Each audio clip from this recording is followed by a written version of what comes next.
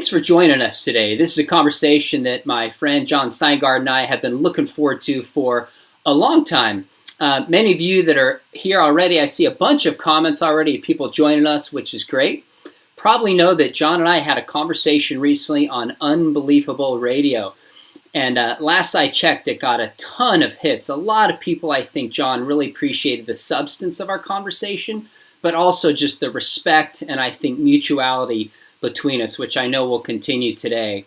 To take a step back, those of you who are just jumping on, I first heard of Jon. I was familiar with the band Hawk Nelson, and maybe a few weeks ago he wrote a 2,200 word post on Instagram that was thoughtful and really heartfelt about just kind of announcing his departure from the faith, his doubts, his questions, his experience. And I read that and thought, you know what, I'm going to write a response and maybe he'll possibly read it. So I wrote it as respectfully and thoughtfully as I could. We got invited on Unbelievable, had a conversation with each other, and afterwards we're just texting, having a conversation, thought, you know what, it'd be awesome if we could continue this for a few reasons. Number one, right now there's so many people, there's just so much division in our culture of people with different beliefs that we could come on and see the world differently and just have a mutual conversation would be beneficial.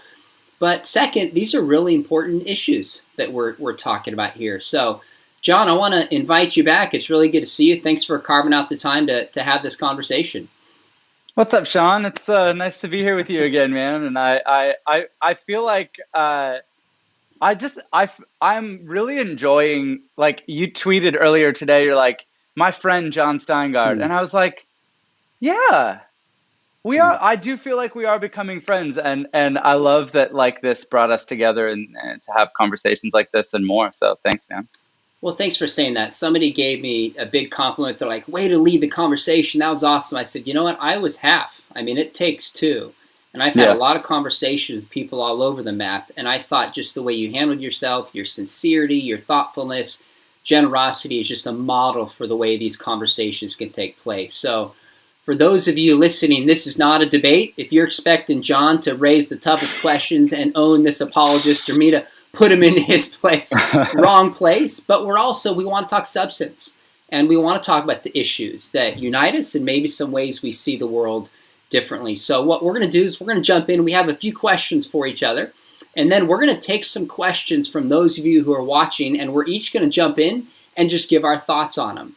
So before we do that, I'd love to hear where some of you are just coming in from and joining us. Tell us where you're watching this live stream from. Would be a lot of fun. And so, you know, wow, I just saw greetings from Kenya. That is awesome. I don't even know what time it is in Kenya, but it's probably tomorrow. We're glad that you're here, Virginia. This channel is brought to you in partnership with Biola Apologetics. So if you are new to the channel, make sure you hit subscribe because we have some other interviews coming up and some videos you will not want to miss. Jon, one of the things that came out of our conversation was that you described, and correct me if I'm wrong about this, you described a real experiential faith growing up that was really rooted in experiences. And then later on, coming to more of a theology kind of intellectual approach to the faith. Is that fair before I jump in with a question about your experience? Yeah, I think that's really fair. One thing that interested me as I thought about this is, can you tell me what are some of the defining experiences you had about your faith that you would say maybe made your faith real? Maybe your times like, this is how I knew that it was true to me, that you would just point back to at the time that were really significant to you. Yeah, I mean, I think, you know, in general, I remember, you know, as a musician, and this probably is not surprising that like worship was a really big part of my faith. And I felt like I had a lot of moments where I really felt like I was experiencing the presence of God in worship, and that was sort of a big connection point for me. You know, when we're talking about experiencing God and a sort of experiential sense of faith. I think I started to notice as I started, because I came up in sort of this culture of like secular is bad, so everything I knew was like Christian everything. And so I didn't really, you know, I remember burning a Nirvana CD when I was Are you serious? Oh yeah. So I remember, you know, when when Christian culture started to move away from this very black and white, like secular is bad type thing, which I think that move was good. I remember going to a Coldplay concert and feeling so many of those same feelings, and going like, oh my gosh, like this experience that I've had in church, I'm experiencing at a Coldplay concert. And so that put me in a place where I started to wonder, and I don't have an answer to this question, by the way.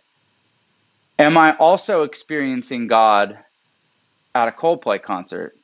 Or are these two examples of music and emotion sort of affecting us emotionally and experientially? And have we just gotten good at that in church? And Coldplay is also very good at that, you know, like, and I don't have an answer to that question.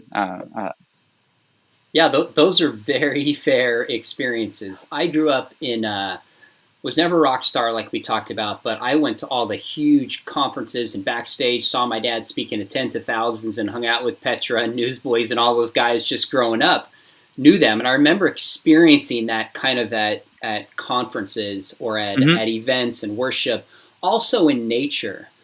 But totally agree. One question I do have about your experience is, as I look back at my faith, I had kind of my life, I had somewhat of a crisis of faith about 18, 19 years old, where I was really reading all these atheists and skeptics and started thinking, gosh, what if I'm wrong? I don't know if I believe this. There's really smart people who are raising questions I can't answer. And it was unsettling to me.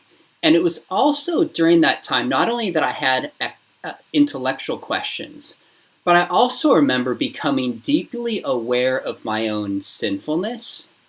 And the details behind this I won't go into, but whether or not I was a Christian before that, only God knows. But to me, there was a sense where the defining experience of being a Christian is the sense that I am a sinner before God and God's grace poured into me and forgave me. That trumps all the other experiences that I had. And to me, that's the defining experience, if we're going to talk about experience of being a Christian. And I'm curious, is that an experience that you had that was defining for you? What was that like growing up? Was there a sense of like, oh my gosh, Jesus got it right? And I sent you that article this week you read about human brokenness. I know that plays into it, but I'd be curious to hear your experience of grace growing up. Yeah, I do remember around the age of, probably 18 or 19, I was involved at church and I was involved in worship teams, and I was, I was starting to somewhat date at the time. I guess maybe it was 18 or 19. And I remember just like feeling like I wasn't like making anything of my life. Like I remember I was trying to, it's that sort of post high school confusion that people sometimes experience, where like, well, what now? And I was thinking about going to college, and then I didn't do that, and I wanted to do music, but nothing was working. And I remember just feeling like I am not capable of making a meaningful life for myself. And so I need to dedicate myself to something bigger than that. And I remember saying to God, like, okay, God, I'm obviously not very good at this. So if you can do more with my life than I can do, then I would like to sign up for that. That was sort of the closest thing I can remember having to what you're describing. What if I could ask one more question about your experience? I'm interested in, then we'll jump in. I know you have some questions and people are already lining up here, which is great. By the way, I see Discerning Dad, a friend. I see folks from Houston, Washington State, Hawaii, Massachusetts, Colorado Springs. A lot of folks interested in this conversation, which is great. Can I jump in. Before you go on to that, I have a thought about what you just said that might be meaningful. Like, I think that because you described sin and the awareness of sin in your life as being like a really pivotal realization, right? Am I? Yeah.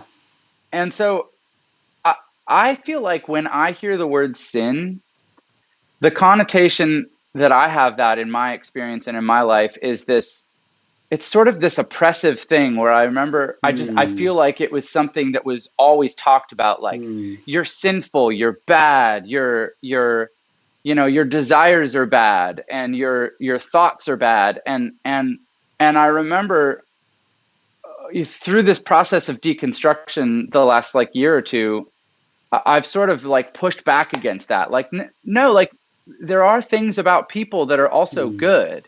And I feel like sometimes that culture of like telling, like Richard Rohr talks about, like we're telling people to have hope while we're damning everything in sight, is how he says it.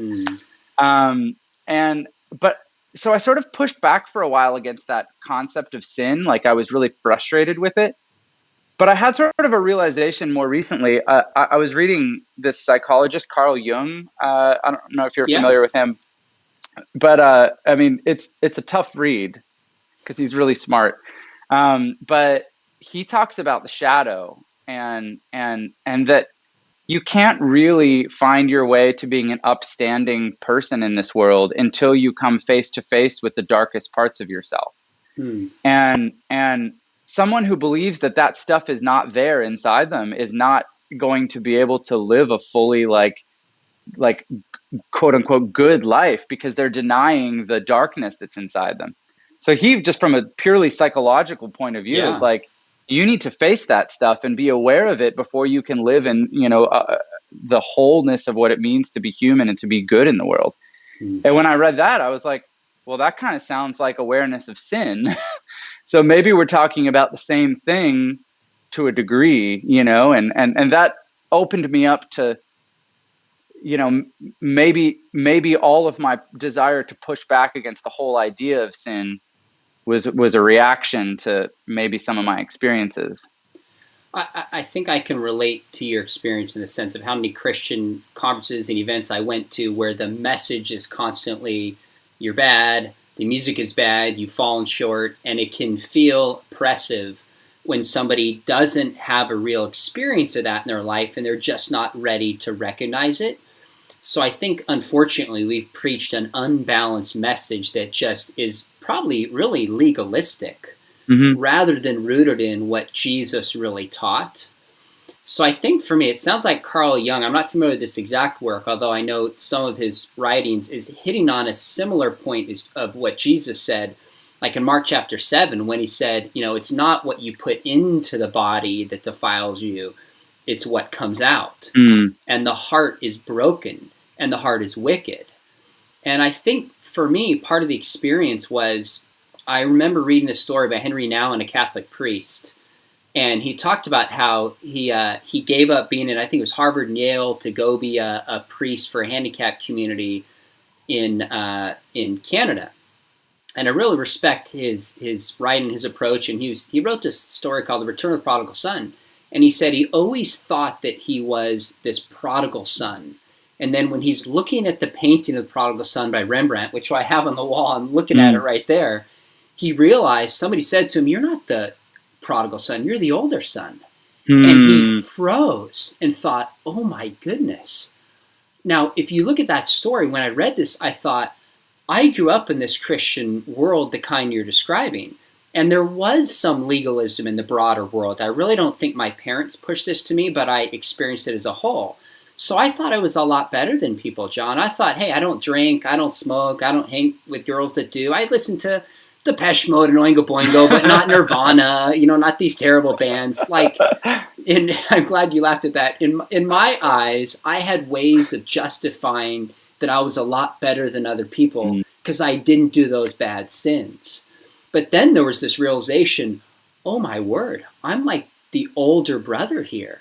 I am just as lost and sinful in my self-righteousness, if not more, than somebody who is out doing the wild things the prodigal son did. So to me, it was that experience where grace really came in. I realized, oh my goodness, I need a savior because of my brokenness. I need to be born again. I can't fix myself. That's the kind of experience that in many ways solidified my intellectual faith, that kind of humbled me before the Lord. So I was just curious. I think young is probably indicating a certain kind of thing. But does that resonate with you? Do you feel like you had that kind of experience? Are you looking in going, I'm not sure if I had that or if I do? Like, tell me what you think when you hear me kind of share that part of my story. Yeah. No, it makes me go, it makes me feel um, like there's still something to the idea of sin. I think I don't like the word, if I'm being honest. Like, I think Hmm. there's just connotations that I have in my mind with that word. Okay. But when I hear Jung talk about, this sort of shadow, and guys like Jordan Peterson talk about how you have to come to grips with like the monster that's inside you that's capable of horrible things. Like he talks about Auschwitz, and people wonder, like, how could anybody do what those German officers did to other human beings? And Jordan Peterson says the question's not how did they do it. The question is how is it that we all aren't doing that? like Hmm. like I agree. so I sort of have come, if anything, I feel like I've come back around to understanding the conversation about sin and relating to it a little more, Hmm. because I found writings that talked about it without using the word sin. Does that make sense? It does. One of the breakthroughs for me is that I think sometimes in legalistic circles, we do in evangelical circles, is sin are these rules and laws that we break. Yeah. They're purely things we do or we don't do. So if you listen to Nirvana, you're a sinner. If you don't listen to this or you do that with your body, with your time, it's very rules based and hence legalistic. For me, it was the sense that, yeah, sin is technically missing the mark, but it's Yeah. also relational at its core and at its heart. So I do something wrong against my wife. I say the wrong thing. I don't treat her the right way. I've done something wrong, but the root of it is that I've broken this relationship with her and not treated her as a human being and as my wife as I should. It's that relational dimension to sin that I think is often missed in Yeah. evangelical churches that makes it fundamentalist. So when we broaden it, and rather than getting rid of the word, maybe redeem the word and say, okay, the Christian story is about a God who wants to be in relationship with human beings. And sin isn't just, falling short and disapproving this God. So we sit up there with his finger going, hey, shame on you. I can't believe you did this. You listen to the wrong music. It's God like the father in the prodigal son again who's saying, I love you and I welcome you home. And I mourn that you've made these decisions because it breaks the relationship that we have together. For me, I think that was some of the breakthrough when it came to sin that shed some of the legalism that maybe I had heard and experienced in Yeah. certain Christian circles. Yeah. That's awesome. Um, okay, good stuff. Let me ask you this. I'm curious. What Sure. I hope this is all right. I'm curious to know, what do you miss most about the Christian faith? And then I want to go to your questions, and then we'll take some Sure. live. Sure. That's a good question. I I I think I okay. So this is sort of an interesting thing that I've come across since, in the last month. I think when I was a part of church and Christian culture a lot more, and maybe this is because I'm Canadian too. I don't know if there's an element of that, but if you growing up in Canada, if you say you're a Christian, that's like not the norm. Hmm. That is you're saying something. I think sometimes in certain parts of the U.S., it's maybe more normalized. If you say you're a Christian, people might be like, oh yeah, okay, yeah, cool. So so am I. But I always looked at the world through this lens of like Christianity is this like island over here, and then there's the whole world over there, and there's this feeling of sort of like otherness about that. Okay. And but what that does is it creates this feeling of like insular community. You're like, oh, these are my people, like if you're Hmm. a Packers fan, it's like these are my Packers fans, right? Um, and so I not not to demean Packers fans or Christians with that comparison, but in that order, Packers fans and then Christians. Either, no order. But I think since stepping back from Christianity, I've noticed actually that that people that step away from Christianity, it actually can feel quite lonely. And Christianity, at least in America, is so ingrained in so many parts of culture that especially since I grew up in Christian culture, like most of my friends are Christians still. I sometimes feel like I'm a little bit like, oh, now I'm on the outside of this like community, and I put myself there. I'm not blaming anybody for that, and I've still felt incredibly loved by my Christian friends.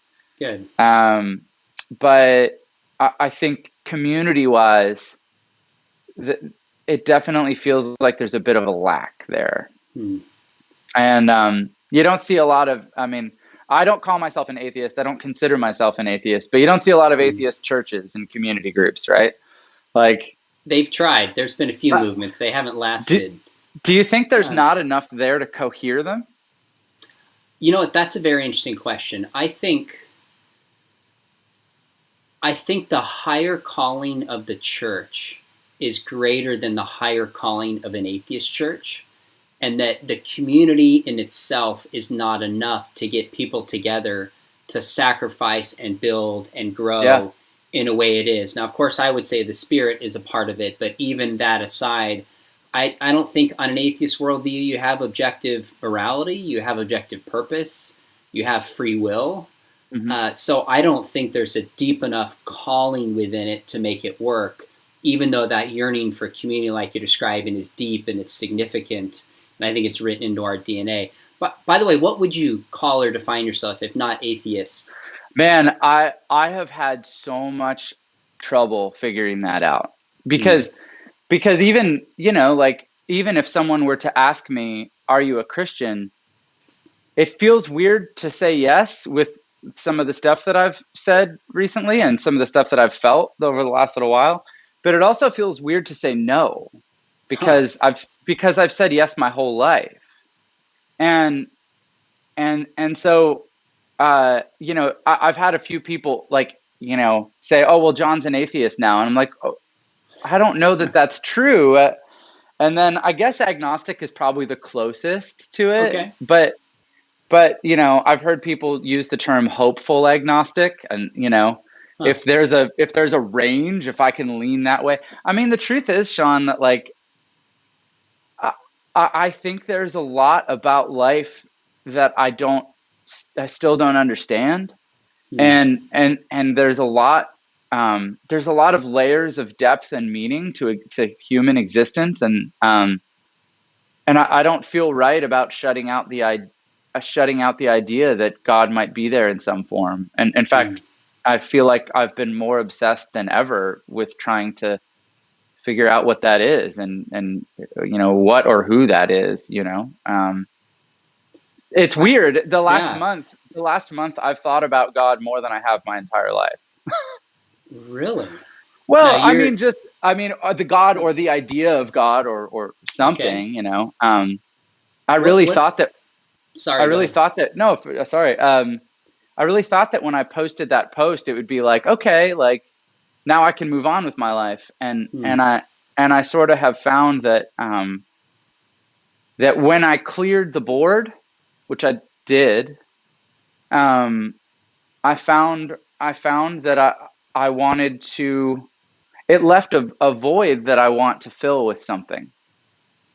And I don't know what that something is. And so, I've mentioned that to a few people and they've said, oh, then you're on your way back to God. And I'm like, well, if I'm on my way to God, it's not back to God, because wherever I was, is not a place that I want to go back to. But I want to live a life of meaning and purpose and leave the world better than I found it. And I want to serve other people because I feel like it's the most fulfilling way to live. And I find myself asking, well, why do I want that? Um, so yeah, so you can see why I have trouble with the labels, and I don't know what to call myself. Oh, I think that's totally fair. Do you find yourself in this search reading like I want to actually know what Jesus thought and read the Gospels, or is it more like I just want to read stuff outside of the Christian world and get a different perspective?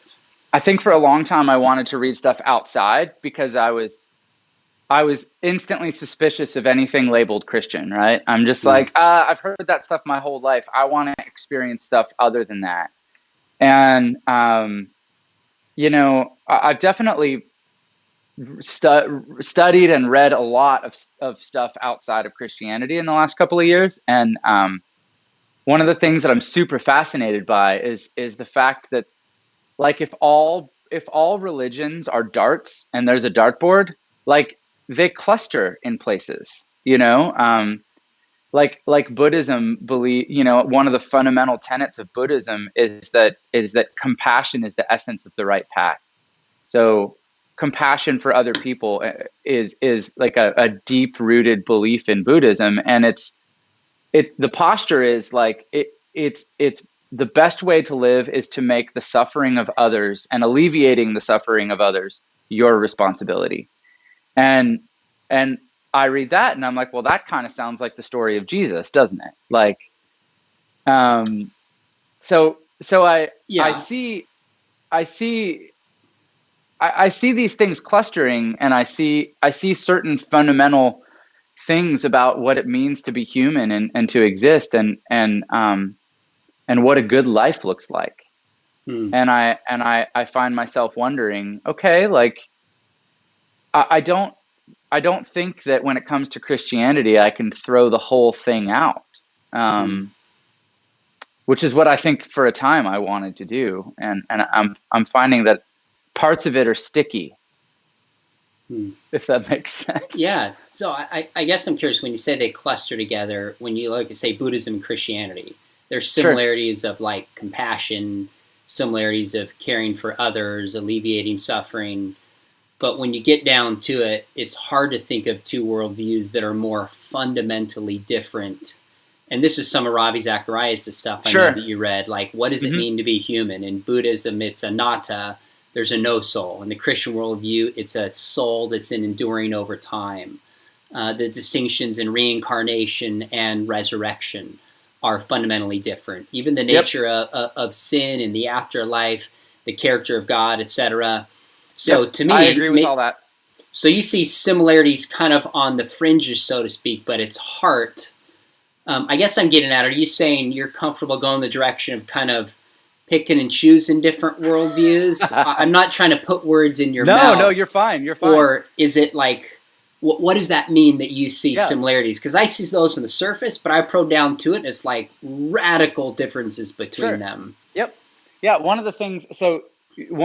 Everything that you said about the differences in the beliefs, I see that and agree with all of that.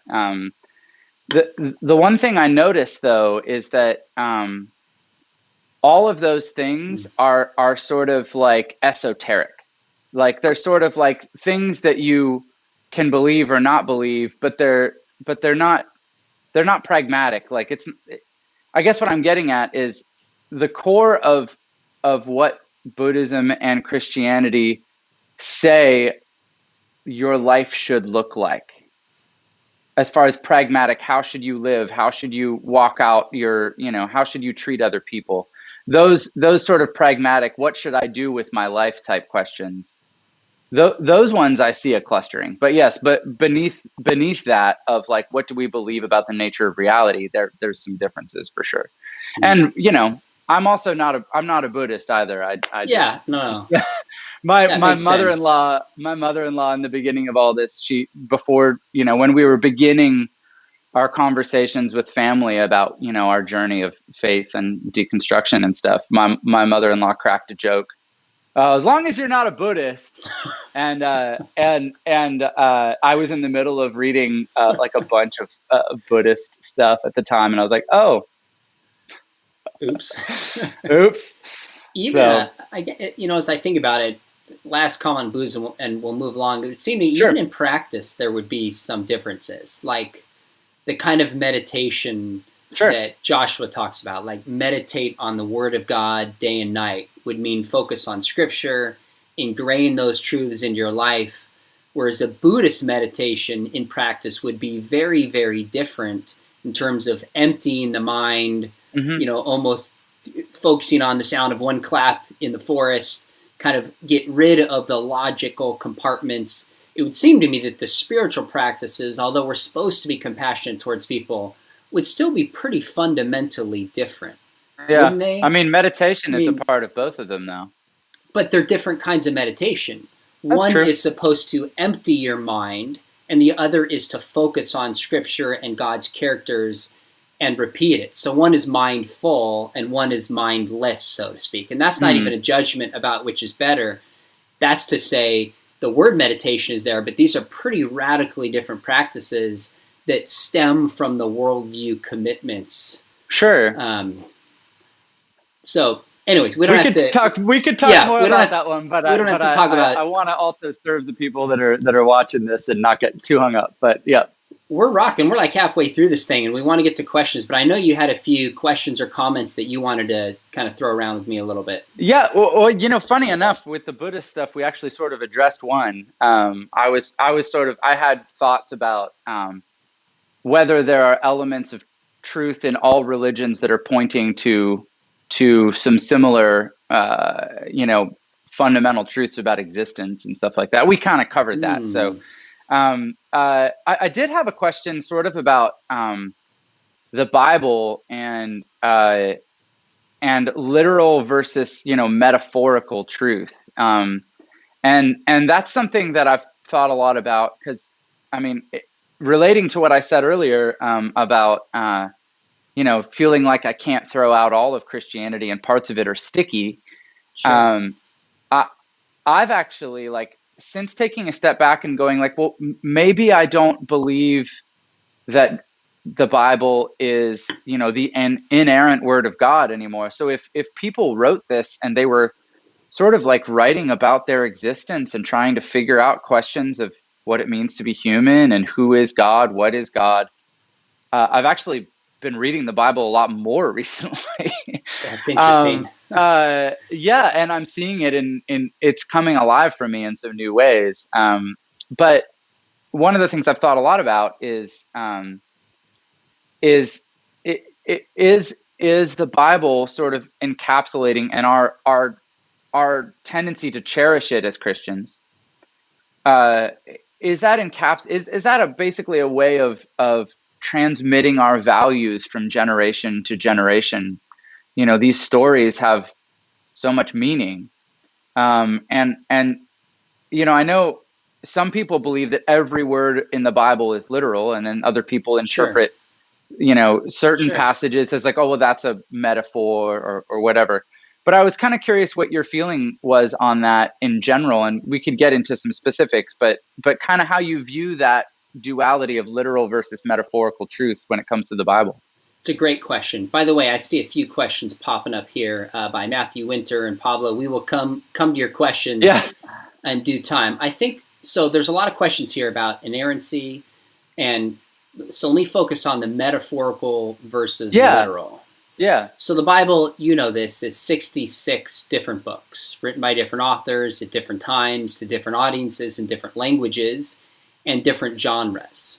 So one of the mistakes I think we make is we take books that are meant to be, say, law, and read them not as if they're actually law. Or take books like Revelation that talk about beasts and dragons that are apocalyptic, and there's many metaphors in there, and read them as if they're historical and literal. Mm-hmm. Now, in some cases, I think it's really easy to know what the genre is. I think Proverbs is obvious. It's a short, quippy saying that gives wisdom. Psalms is obvious. They're songs. I would argue books like the Gospels are very obvious. These are biographies, ancient biographies of a historical person. I think Paul's letters are obvious. But then I think there's some books that are a little tougher, books like Genesis. Clearly there's history in a ton of it, and I think at the beginning, but how we make sense of some of those first few chapters I mean, there's endless debate on this, and I don't really have my mind fully made up on some of Mm-hmm. those particulars. I would argue books like Revelation.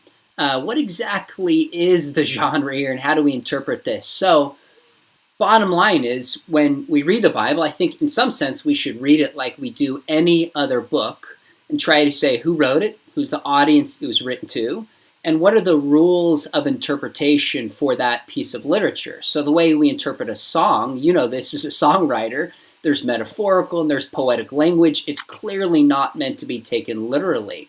Would be different than, say, the book of Joshua, which is historical. So 30,000-foot view, my answer would be there's some metaphor, there's some riddle, there's some poetry, and there's some straightforward history and theology. Just because we don't always know where those lines are drawn doesn't mean there's not a lot of cases where they're very clearly drawn that I think we can infer from, namely as it relates to Jesus. So last thing I'll say, and I keep going, is I kind of begin with the person of Jesus and the history around him, and then work back to some of the other genres. Tell me what you think. Is that what you're looking for me to say? Did I miss something? No, that's great. I think at one point I was sort of wondering about, I wasn't sure how clearly you delineated some of those things. And I mean, the thing that you said that I really appreciated was, like, you said you're not quite settled on maybe certain ones. You're like, I don't know how much of that is metaphor or literal. Did I understand that right? Or in certain passages? Yeah, and that's right. See, and that is the kind of thing that makes conversations like this possible. Because if you had this, like, sense, oh no, I know exactly every verse, I know whether it was literal or metaphorical, and I'm certain, then it kind of puts us in a place where, like, I don't know where our conversation can go, right? And that happens with a lot of people that have these conversations. Yeah, I'm certain, and on both sides, people just have talking points that are being repeating, like, this guy heard something Christopher Hitchens said, and he's gonna try and zing the pastor, and then anyway, so I appreciate that. With regards to, like, the New Testament, I've been learning about, like, the early church, and like when some of the books of the New Testament were written. And I had someone ask this question on Instagram earlier today, and I thought it was a good one. And you know more about this than me, so I wanted to ask you. One of the question was, there was a lot of editing that happened of the Bible, books taken in and out, and, like, one book sort of referencing another book. Like, there was, from what I understand, the Gospels have some sources that we no longer have. Like, are you familiar with, like, the Q source and stuff like that? You probably know way more about this stuff than me. But the person on Instagram asked me, like, it seemed like it was okay to edit the Bible up until a certain point, and then it's not okay anymore. And up until about 300 or 325 AD or whatever it was, where the sort of Bible as we know it was really decided upon. Like, how do we look at the fact that there was a process that went on where this Bible was edited by human beings, and then we decide it's written in stone and unchangeable? What are your thoughts on that? Yeah, this is a huge question that we could unpack in a lot of different directions. I would probably push back a little bit on the Bible being decided in 325 AD, okay, the Council of Nicaea. Some of those questions were more about the nature of who Jesus is, being the Son of God, as it relates to being man and being God. Those are actually some of the questions settled. I would argue that when it comes to, say, most of the letters of Paul and the four Gospels and Acts, you get into the second century, middle to the end of the second century, and you have a lot of confidence on what those core essential books are, out of which we get the gospel unequivocally.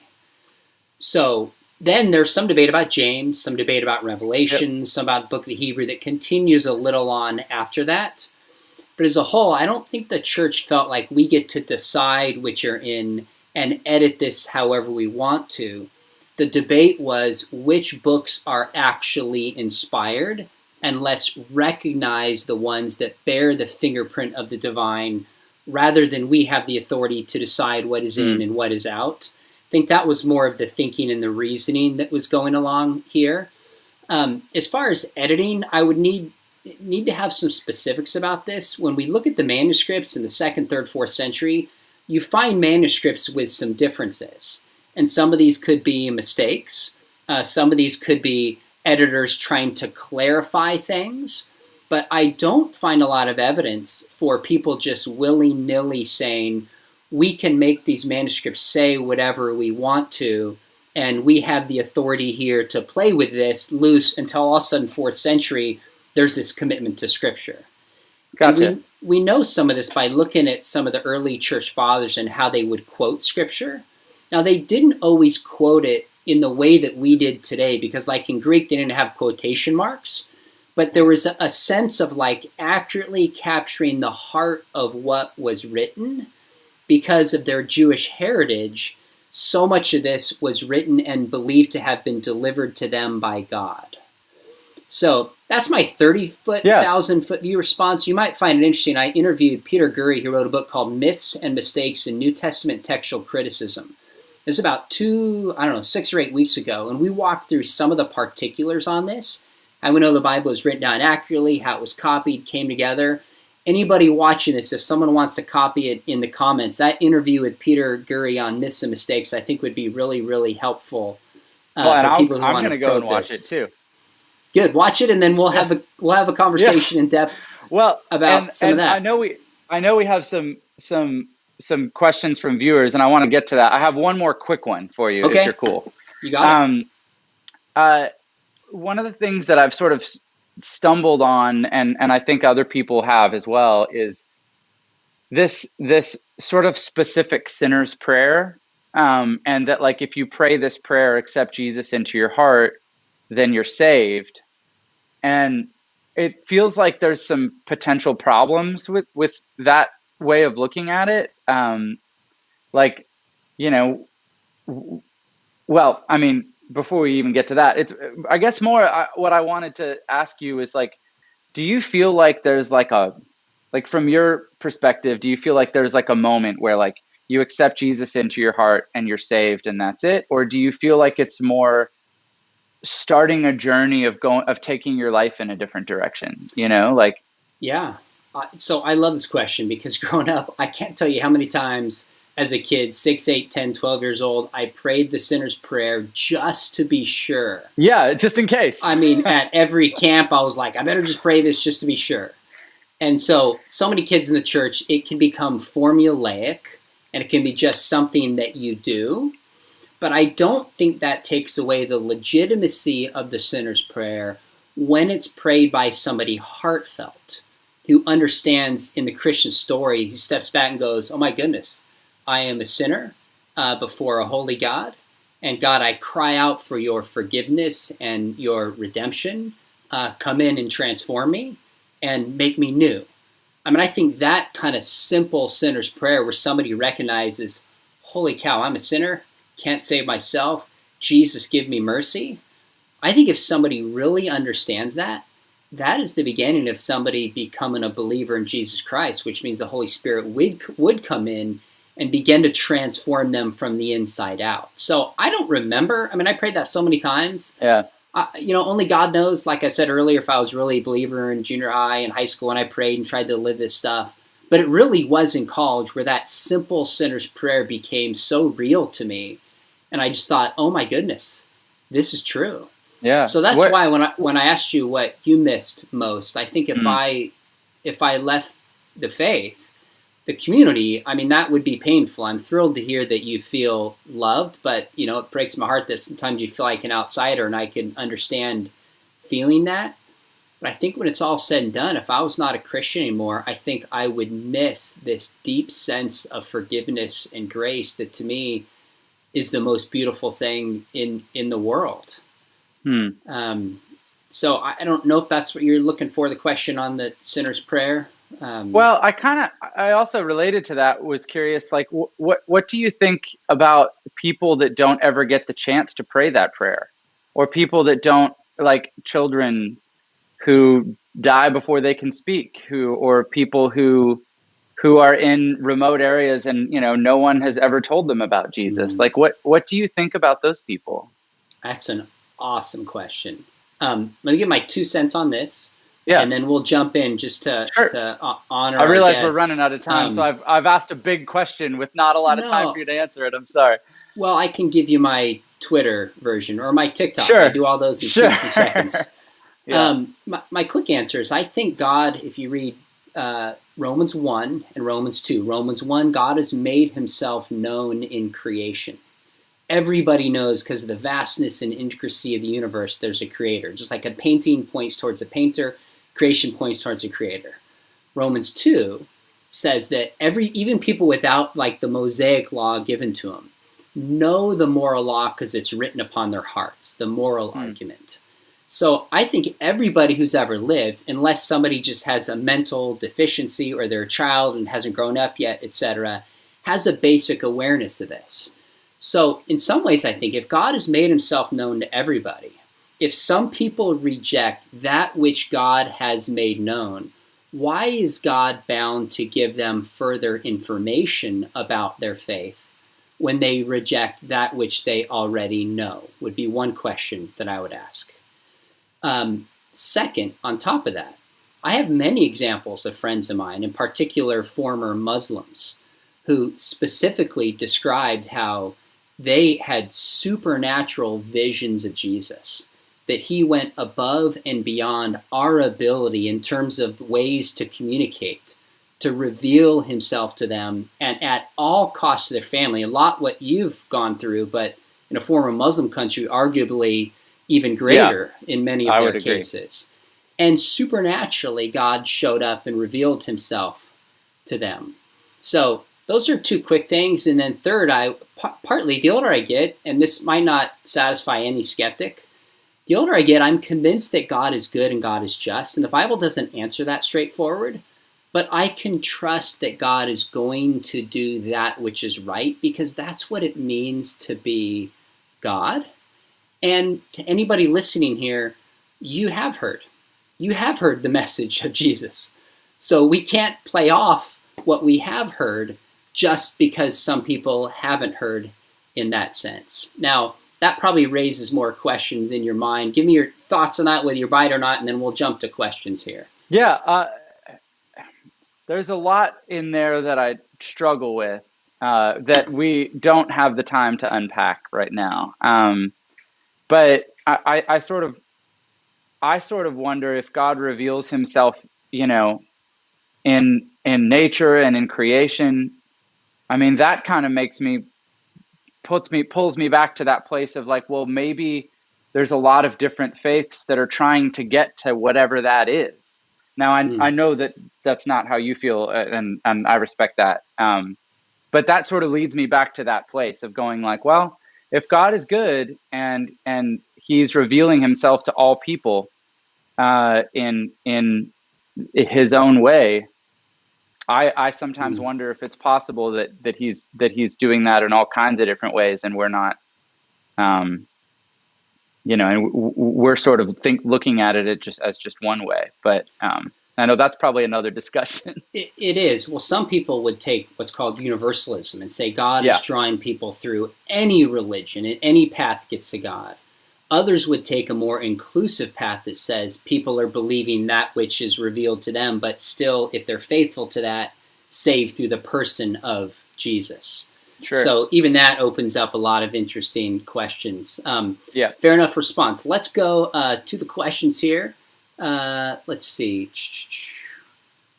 I'm going to look. Let's see here. If you want to state, some of you are asking questions to each other. So throw in there. It says, here we go. It says, John, so you give your thoughts and I'll jump in. Would you be willing to cling to the truth of the resurrection as you go through this process? I guess the question would be, more broadly, what would it take for you to believe in the resurrection of Jesus? I wasn't there, and I think the writings about it are beautiful. And there's a lot about redemption that I think is beautifully represented in the story of the resurrection. But like, how can I know? Right? Like, Like I answer this the same way I answer the question, well, where do you think you go when you die? I have no idea. I haven't died yet. And with the resurrection, I feel the same way. I'm like, I don't know where I sit right now. I have no way of knowing. I see the value in the metaphor, if it is that, I know that's a really disappointing answer for someone who is a Christian. No, I think that's fair. What's interesting to me is if Jesus did rise from the grave, I think it answers where we go when we die. Because in John 14, he said to his apostles, I'm going to prepare a place for you with my Father. So if you want to know what life is like after the grave, is there somebody who's died and gone there and come back? So if it's true, it seems we would get that answer. Maybe it seems appropriate that I have the same unknowing answer on both questions then. What would prevent you from looking at it, say, historically? Like, do you look at all historical issues and say you can't know? Or have you probed kind of the depths of the resurrection and just said, I don't find it sufficient? No, that's a really good question. I actually have, since our conversation, I've been interested in reading more about that. And I don't hear consensus from my point of view on the historical accuracy of the resurrection.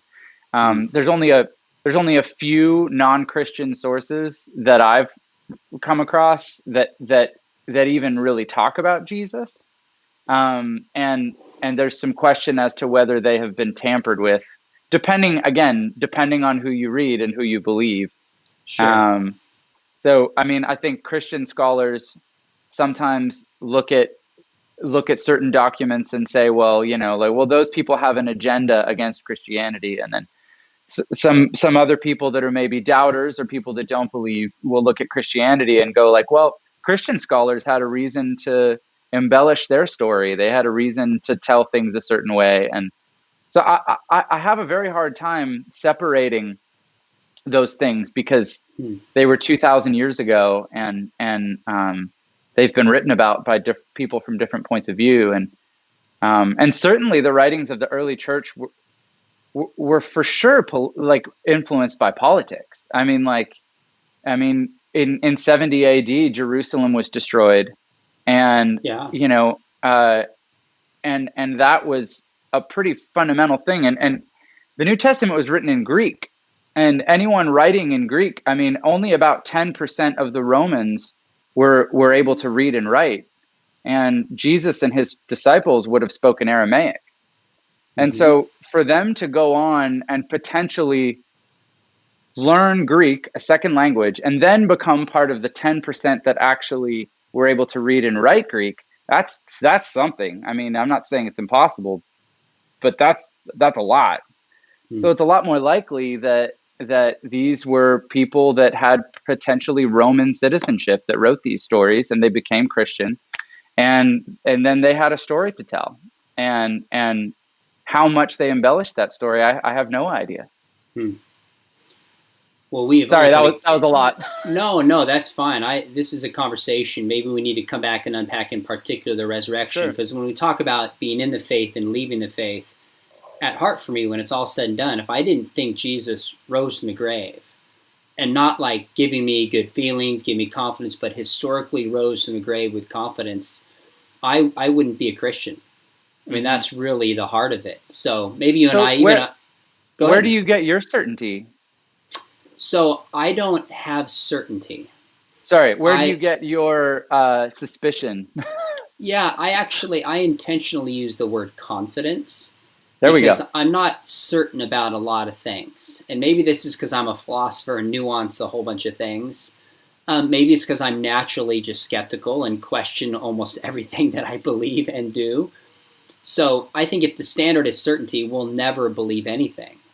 But I do think when we look back 2,000 years ago, both the quantity and quality of evidence that we have, it's sufficient to at least say there's a person named Jesus who lived. We know he died. We have very good reason to think he was buried. Tomb was empty. And a whole lot of people, including women, including the apostles, including skeptics like Thomas and Paul, etc., said they had seen the risen Jesus and are willing to go to the grave for that conviction. And most scholars actually agree on those essential points, but they differ over how to explain them. That's where some of the debate comes in. And of course, a piece of that is somebody's worldview that they bring to the table. A naturalistic worldview would be very different. And so that's right. I would argue that it's only that Jesus rose from the grave that actually can account for all of the facts that we have very good confidence, not certainty, but very good confidence are actually true and real. So that's the quick answer about how I would look at this. So Gary Habermas has done some work kind of called the minimal facts theory, where he said there's certain truths we can pull out related to the person of Jesus. And we know these things are true. The question is which explanation accounts for them. Gary Habermas? Habermas. Yeah, I can send you this stuff afterwards. Okay. But I think, to me, my encouragement would be this is where the heart of the issue really is. Did Jesus claim to be God? Did he actually die when he's buried? And do we have good reason to believe he appeared to people? That's the heart of the question. So if I didn't think that happened, or they found the body of Jesus, like James Cameron argued a while ago, the tomb, like Christianity's done. So that's the heart of it. Let's go. Let's pull up a couple other questions here because for sure. I want to make sure. I'll try to be concise. No, you're doing great. Let's see. Let me see some questions here. There's so many people talking with each other here. Throw your question in the bottom, copy and paste it, and we will pull it up here. Let's see who comes up. People are posting books here. All right, we're going to keep talking. Now's your chance. There are dozens and dozens of questions. It's not easy to track. By the way, if you're enjoying this, give us a little thumbs up so it helps spread the word so other people hear it. Okay, people are citing books here as well. Yes, okay. I've gotten more book recommendations than I could possibly read the last month.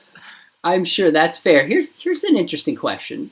Mag Z says, is your decision more emotional or intellectual, or was it both? Yeah, for me, it was definitely both. And I processed them almost separately. Like, I do feel like there was a lot of, I talk about experiential journey and intellectual journey. And I'm a reader. I love to read. So that was definitely a big part of it. But sometimes I would have an experience that would cause me to doubt something, and that would make me go and read about it. So it was definitely both for me. It was both. That's fair. When I went through my questioning period, there was an emotional component and an intellectual component. I'm not sure we can separate those.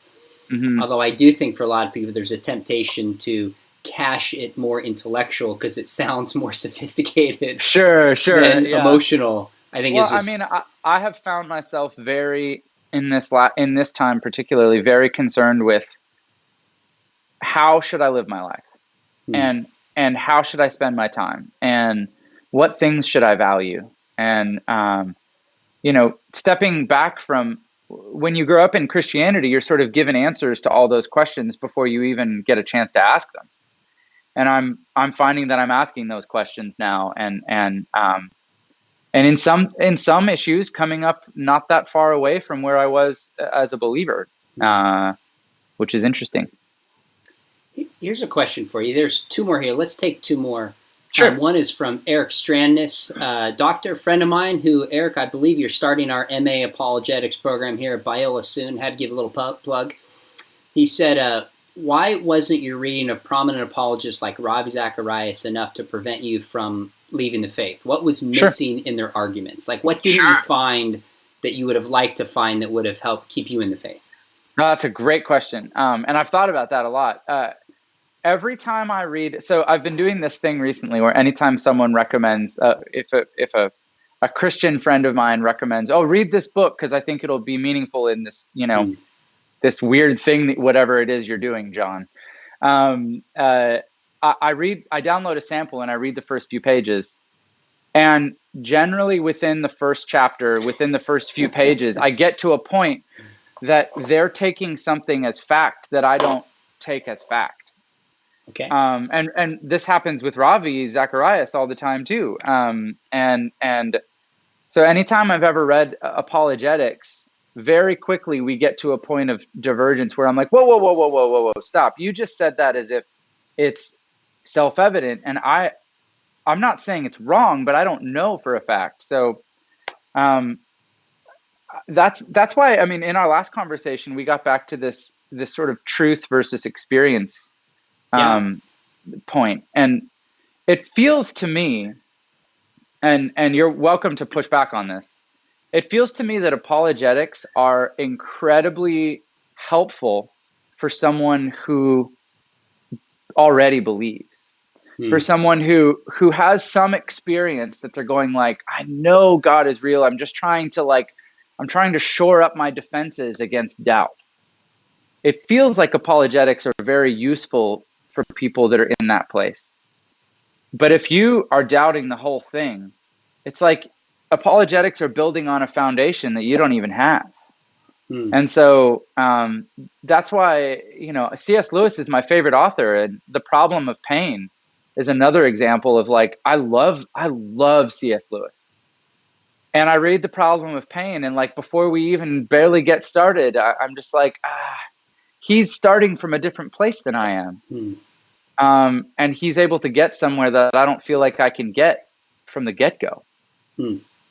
Does that sort of answer the question? Yeah, it does. Now, I wish we had time to probe what some of those differences are with apologists. That would be a very interesting direction to go, whether it's historical. And I would probably want to be more prepared. That's fine. A general experience is fine. I think for me, my father first wrote Evidence That Demands a Verdict when he was trying to disprove the faith, became a believer. But when the research resulted from that. He wrote the book primarily for Christians who had questions, so they could defend their faith in conversation. I don't have numbers in front of me, but certainly Christians find apologetics helpful. I do a lot of my ministry and work to help Christians who just have questions. But I also tell you, John, everywhere I go, somebody says to me, hey, I got more than a carpenter. I got Evidence Demands Verdict, heard you speak, heard your dad speak, whatever, heard Ravi. And that's what drew me to the faith. So in terms of numbers, I mean, when Jesus goes out and ministers, or Paul, it tends to be the minority who believe anyways, for whatever reason it is. There's probably more Christians reading it than there are non-Christians. But I certainly found a lot of non-Christians who have, thousands and thousands. So I guess I would argue there's both, although I don't know exactly the numbers between the two. I'm only speaking for myself here. I didn't want to presume to speak for everybody, anybody else on that one. No, that's fair. Here's just a simple question that came through. It said, John, what do you think is the gospel? What do I think the gospel is? Yeah. I think that's a word that people use, and I don't know that everyone means the same thing when they say it. I mean, I guess in the most basic form, like I would think the gospel is the story of salvation through Jesus. Okay. Is that a fair summary? Oh, I'm not assessing or judging your. I think the person just wants to know how you would explain what the gospel is. So that I would say the gospel is the story of salvation through Jesus' sacrifice on the cross and resurrection. Amen. There you go. You just got an amen. I guess if I did win, I would only say it's the acceptance of grace by faith in what Jesus did on the cross, which is a part of the larger story. But I know you were thrown on the spot. Here's one from Shield Apologetics, who's posted about 13 times. I think Shield Apologetics wants you to answer this one. Sure. This is a good one to wrap up with. It keeps going. Since your decision, have you felt the Christian community pull you closer or push you away? A bit of both. I think when I first spoke out, I had a massive amount of love and support and kindness from my Christian friends and the Christian community as a whole. And I even had, people like you, want to talk to me and want to have conversation. And that's been really meaningful I at the same time, I've noticed from certain, groups or certain people, sort of a silence, which I'm not mad about at all. I understand. And then I think there's also a sort of like feeling of, okay, like, John, we understood that you had to say what what you were feeling, but like, we'd like for you to stop talking now. And and I've wondered, like, should I stop talking now? Like, is it better for everybody if I disappear and stop talking about this stuff? And the answer from a lot of the people that I talk to on Instagram through the DMs or in comments is no. There's a lot of people out there that have the questions that I have, and I don't know where this journey is headed. And Sean, I hope that and I hope that you see that I'm not just trying to be difficult here. like I really am trying to figure out like what it means to be human, and what it means to know God, and what it means to live a meaningful life. And I hope that I'm moving in a direction that answers those questions better and not worse. Right. And I know that I'm not the only person that's trying to do that. And so if I can be a place and be a shoulder for people that are on that same journey, then I want to do that. And I want to do it honestly and openly, and without a targeted destination in mind. I want to go where the truth leads me. And that's what I'm trying to do. Well, I'll throw in my 2 cents on this question. Please do. I think you should keep talking. I think you should keep sharing. I've had a lot of conversations with former believers, and oftentimes their attitude is different. Some are really jaded and angry and want to tear down the faith, and I'm not sure how constructive that is. But I've never sensed that in you. Even before I met you and I read your post, I just thought, man alive, here's somebody very sincere, very vulnerable and open. And whether or not you ever come back to the faith, you're asking the right questions and you're doing it in the right spirit. And you've certainly made me think about things, and our audience, I know as well, really appreciates it. So probably there's some Christians who say to stop talking because they might feel threatened by these questions. And frankly, there's a lot of Christians who don't know what they believe and why they believe it. The fact that you're asking these questions makes them feel threatened. I'm not threatened by that. I don't have all the answers, and I don't have certainty, but I'm confident in what I believe. And I'm not afraid to have these conversations. I enjoy them. And so I hope you and I can have a lot more off the air, which is a different conversation. But based on a lot of the comments here, let's plan on doing this again down the road. Let's maybe a few weeks, couple months, read some stuff, come back, and we'll just have a next level conversation and continue it. For those of you watching, if you'd enjoyed this, please give us a thumbs up. And I really hope you'll consider sharing this with a friend on Facebook, on Twitter. It helps us here at the channel get the word out. This is sponsored with Biola Apologetics. So this is a channel where we are trying to help you ultimately know that Christianity is true with confidence.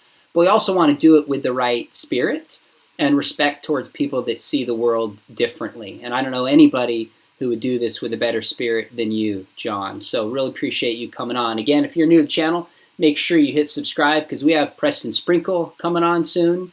My father's coming back. We did a show with him, John, where I asked him all these just radical experiences of his life that if I didn't know him, I would honestly have a hard time believing, but I've seen it in his life. And he just shared these crazy experiences of debating Marxists back in Latin America in the 60s and 70s. And wow, he's been doing this a long time. So we had a great response on that. And he's going to come back in August. And we have a bunch of other people lined up. So make sure you hit that subscribe button. And by the way, if you're watching this, probably there's a good chance you enjoy apologetics. I teach at Biola, and we have a Master of Arts Apologetics program. And we would love to have you consider coming and studying with us. If you just have an undergrad degree in anything, you could potentially get in the program. It's a distance program. And we have full classes on the problem of evil, resurrection of Jesus, biblical view of sexuality, theology, etc. Now, if the master scares you, we also have a certificate program where we actually have a team that'll kind of walk you through formally learning apologetics, and there's a big discount code below for joining us. So with all that said, I promised my son I'd go play hoops with him, so I got to run. Jon, really appreciate it. Let's talk soon. Nice Thank you chatting with you, to Sean. everybody Thanks, man. for joining us.